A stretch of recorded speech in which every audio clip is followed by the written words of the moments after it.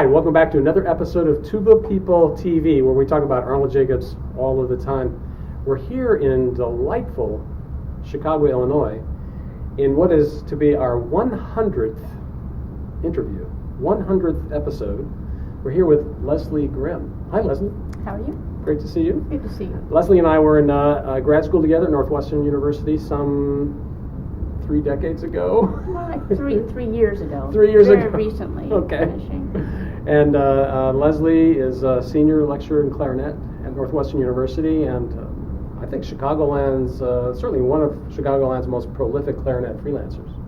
Busy girl. Busy, very busy. Thanks for coming in for this interview. Absolutely. And Leslie is the first Woodwind interview that TPTV has had, so we're doubly honored to have you. Well, it's very exciting. I'm excited to talk about Jake and his legacy and what it's meant to me. Yeah, so while at grad school at Northwestern, Leslie studied, of course, with the clarinet professor, but she also started studying with Mr. Jacobs. I did. I was a student of Marcellus's at the time, doing my master's degree, and of course loved studying with him, but was sort of up against a wall with my breathing and tension and sort of the inhibitions that I couldn't seem to find. And it was Jacob that I will say that seemed to pull me out of that stuck spot. Wow. Do you remember what he did for you? What those first lessons? Well, first of all, what drew you? I mean, how did you know about Jacobs as a woodwinder? I knew about Arnold Jacobs because I guess at Northwestern, how do you not know about him? I knew a lot of brass folks like you and a lot of folks that spoke highly of him, and many that encouraged me to go take some lessons when I shared my own struggles with breathing and tension. And boy, so happy I got that advice and was able to follow up on it. What do you remember about that first lesson or two? Or I think being so sort of overwhelmed by his expertise. He spoke about breathing in such a different way, and maybe mostly the sense that there was a light at the end of this tunnel. I had studied it and studied it and studied it because that's sort of who I am, sort of persistent and hardworking.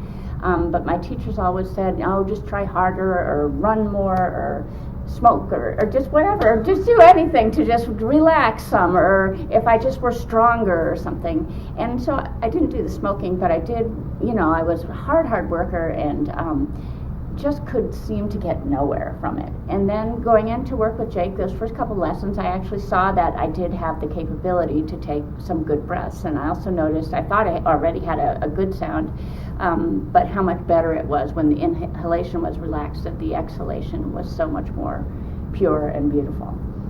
So I was pretty impressed with that. Well, following up with that, what did he do in the first lesson or two that helped you to see that light at the end of the tunnel? Do you remember what it was that he told you or did with you, or any I of that? think it was more, he certainly measured lung capacity and all that kind of stuff. I wouldn't have guessed I had a small lung capacity.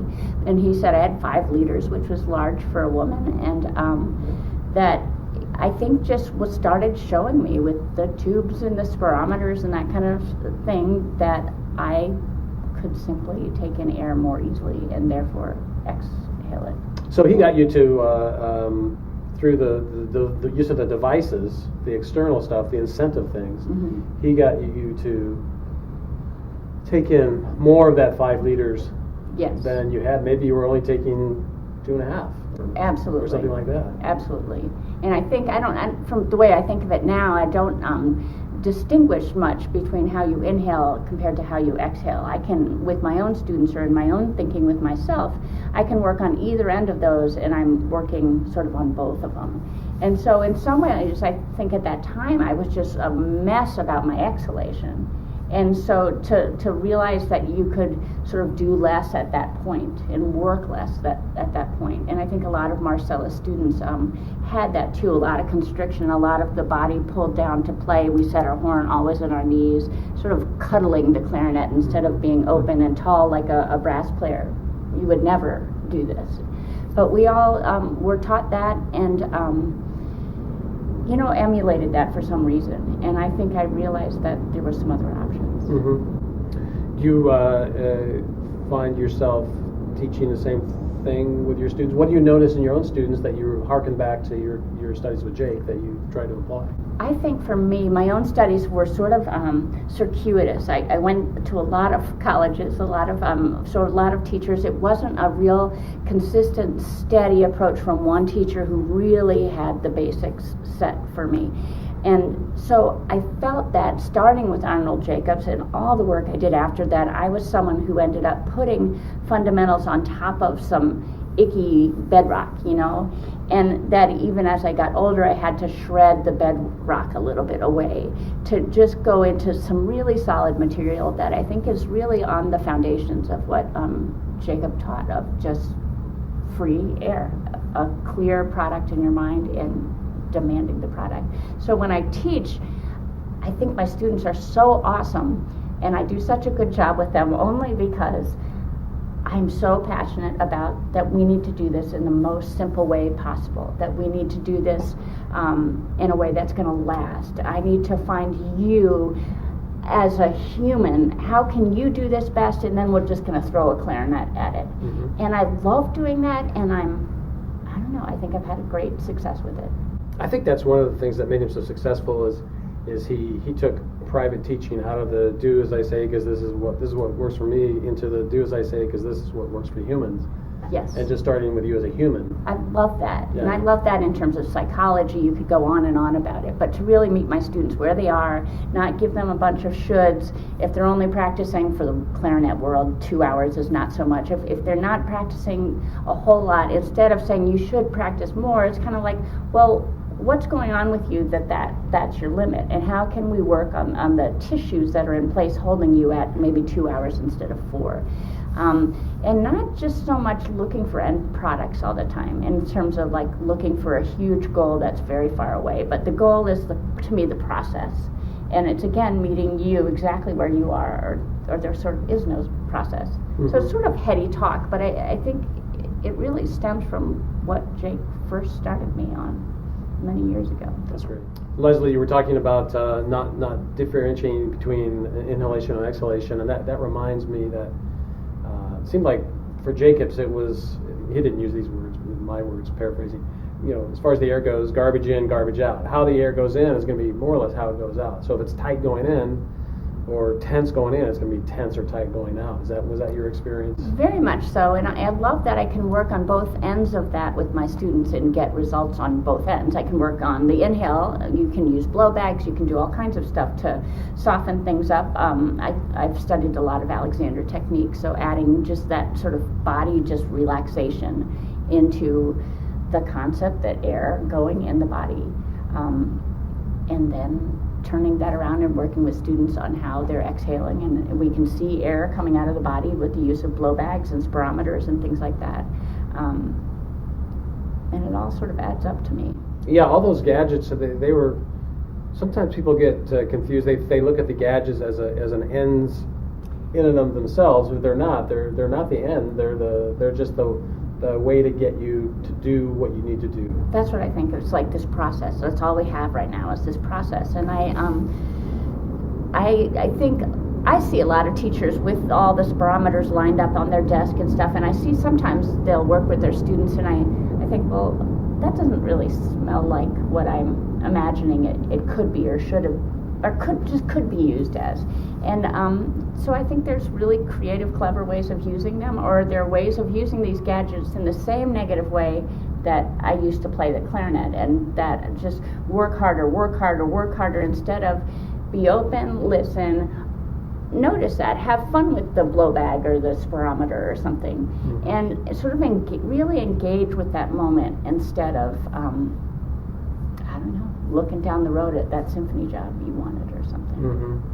Do you with your students, what do you use? How do you use the various gadgets? Mm-hmm. I especially like just the basic 5-liter blow bag. Yeah, I'm a real fan of that. The technical term is an anesthesia bag, for the audience. Excellent. Okay, and of course I didn't bring mine with me because it's in my office at Northwestern, but what I do, the most obvious things of just a lot of inhaling and exhaling without getting dizzy. Yeah. You know, watching the bag, that fascination with the bag getting small and large. It's like having a lung almost outside your body. How cool is that?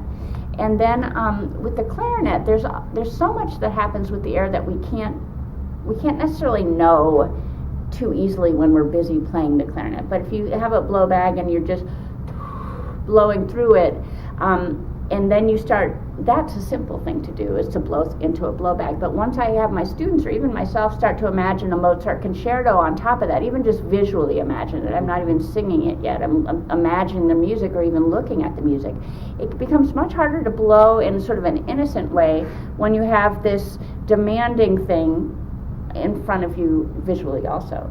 So I work with my students to just have them notice when their breath hitches, and then actually tonguing and articulating in the blow bag to play the Mozart on the blow bag and see where they're manipulating things instead of just leaving the tongue alone and getting air to the front of the mouth, which is very similar to what the brass family members do. It's just all the air, and we have something in our mouth, that's the stopping point at the reed in the mouth. And it's how you deliver that air to the front of the mouth.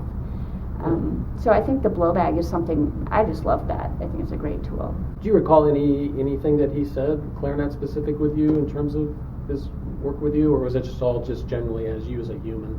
I think much more, yeah, as a human, and even I have spent some, there's a lot of woodwind players that would say, no, this doesn't apply to us, because we don't just waste air into the clarinet. It's not all about just getting tons of air into the clarinet. But it is always about how free is the air as it gets to the clarinet. And so as a clarinet person, I think I probably came to him with a lot of, well, my teacher says this, and a lot of, you can't just blow like you're playing the tuba.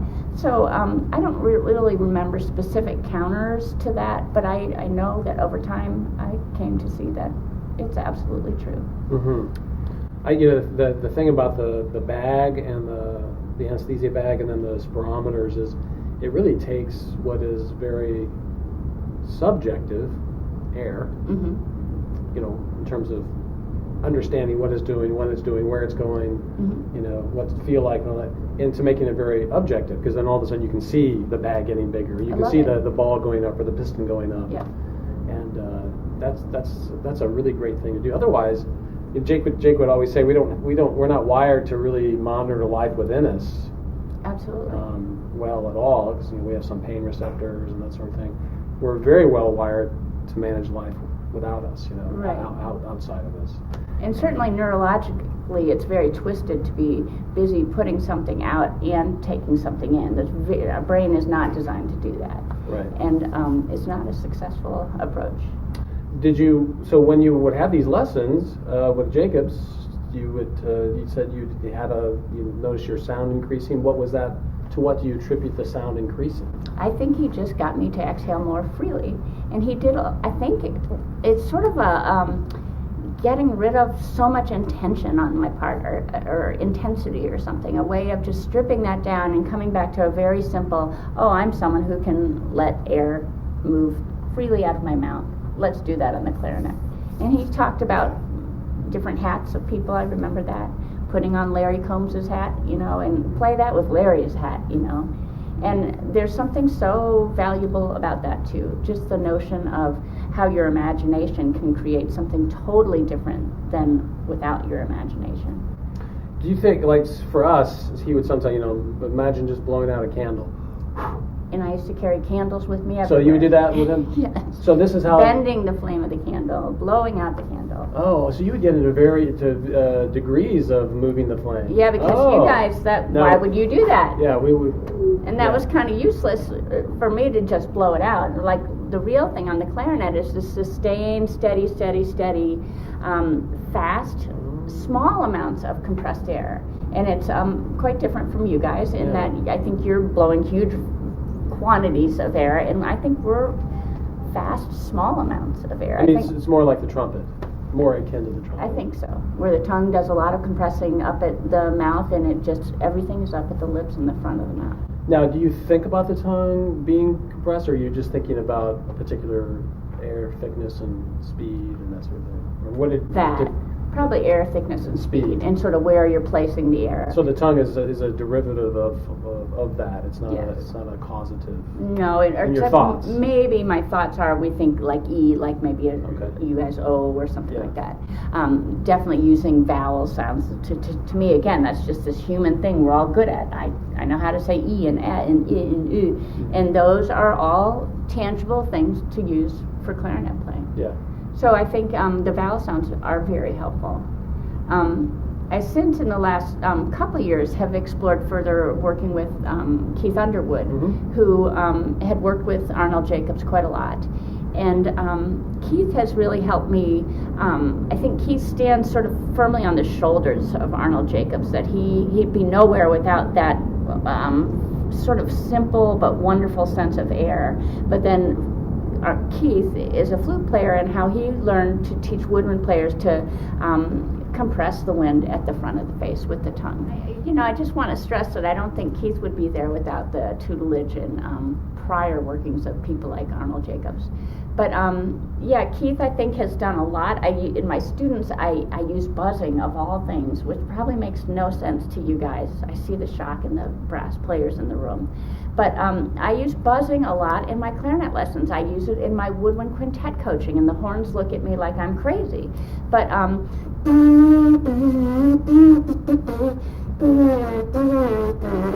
don't think I've ever seen that before. Yeah, and I'm not particularly gifted at that in any way. But let woodwind player buzzing? Yeah. Holy cow. It's basically when I'm doing that, I'm replicating the clarinet embouchure. My bottom lip is under the top lip. My tongue is attached to my lower lip, exactly clarinetness that we want the tongue so far forward. And the lips, when I get a really good buzz going, which wasn't necessarily then, the lips start to function in this unknown psycho way where I don't understand it, but they start to be more coordinated and more sort of lovely. They're more in touch with one another somehow. And so then you pick up the clarinet and you have these lips that are sort of coordinated instead of just these wooden little, and I got little skinny lips, these wooden little lips that you put a clarinet onto. And oh my gosh, that has just opened doors. Is that something that Keith promotes? Yes, sorry. He was kidding. And he does all kinds of stuff with the spirometers and blow bags, that kind of stuff. So he'd be an interesting person for you to go interview sometime. Yeah, for sure.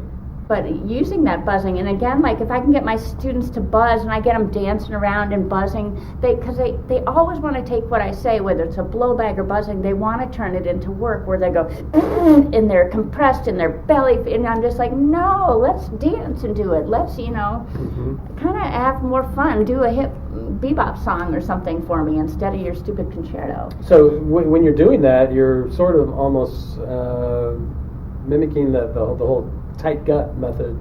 Terrible. Was that something the clarinetists? Yes. Is that in the clarinet world too? Big time in the clarinet world. I had teachers, we'll go nameless, teachers putting belts around my waist that I was supposed to compress my tummy out against that tightened belt and blow.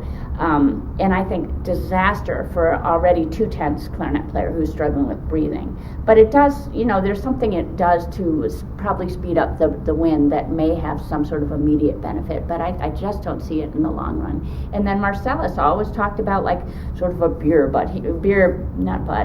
Belly? Yeah, beer belly. He was a Wisconsinite in his nature, and just that this should be a big vat of beer, and sort of that a little more gentle of a sense of the pressure outward.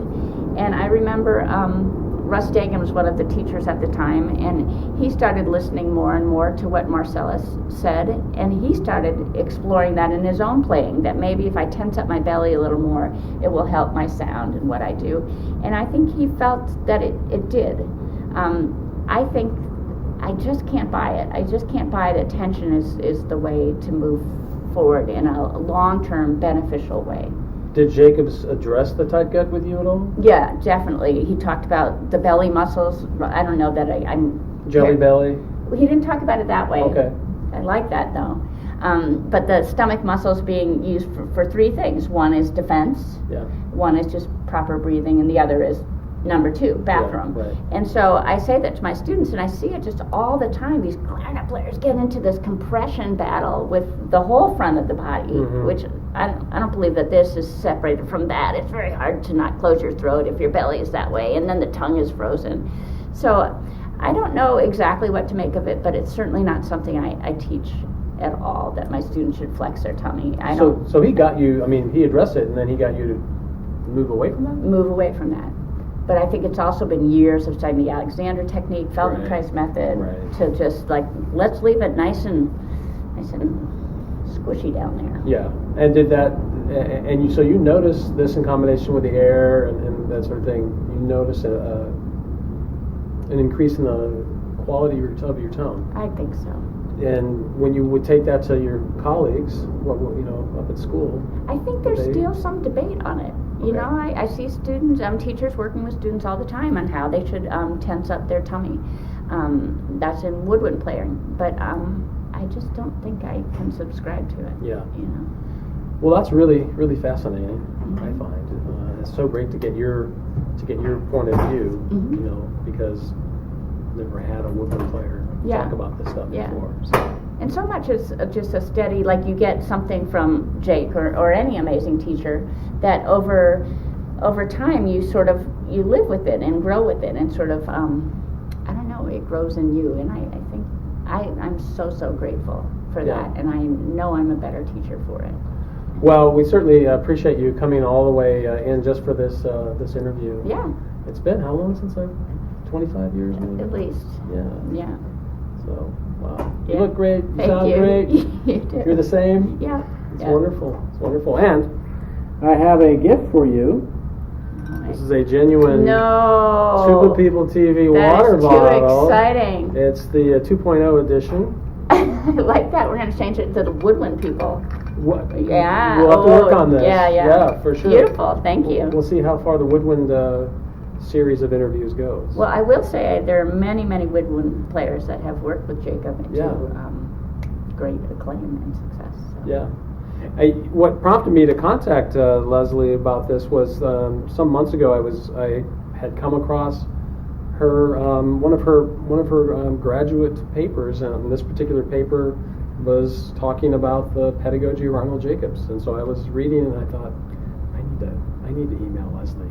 Yeah, that's when it all started. It's in '85 during my graduate year. I just was astonished by him. It was great reading.